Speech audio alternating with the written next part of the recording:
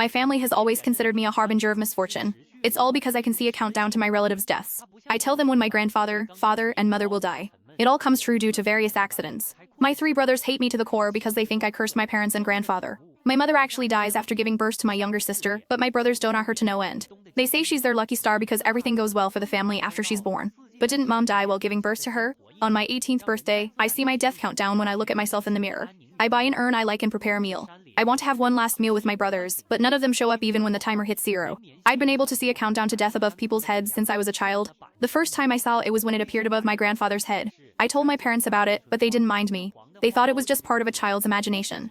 When I saw my grandfather again the next day, he lay on the bed with a white cloth over his face. People were crying, but I didn't understand what was going on. Later, I saw the same countdown timer above my father's head. When I told him about it, his smile froze for a second before he regained his composure. That night, I didn't see him return from work. All I heard was the urgent ringing of a phone. My mother turned ashy when she answered the call. She was already heavily pregnant at the time. She was in such a rush to head out that she slipped and fell on the steps going into labor. That was when I saw the familiar 24-hour countdown appear above her head. That day, she passed away due to major blood loss after giving birth to my sister Phoebe. I stood outside the operating theater, feeling lost. My 3rd brother, Carl, shoved me to the floor and called me a monster. He said I'd cursed them, that I was the reason for my parents' deaths. I scraped my palm on the floor, and blood oozed out. I wanted to cry from the pain but forced myself to hold it in when I looked around. The people standing around me didn't dare come near. I could see the fear and hatred in their eyes. I didn't dare make a sound. All I did was bite my lip and get to my feet. Then, I dusted my dress off and comforted myself. After that, I curled up in a corner and listened to the sobs around me. I hugged my knees and wept. Daddy, mommy. I slowly drifted off.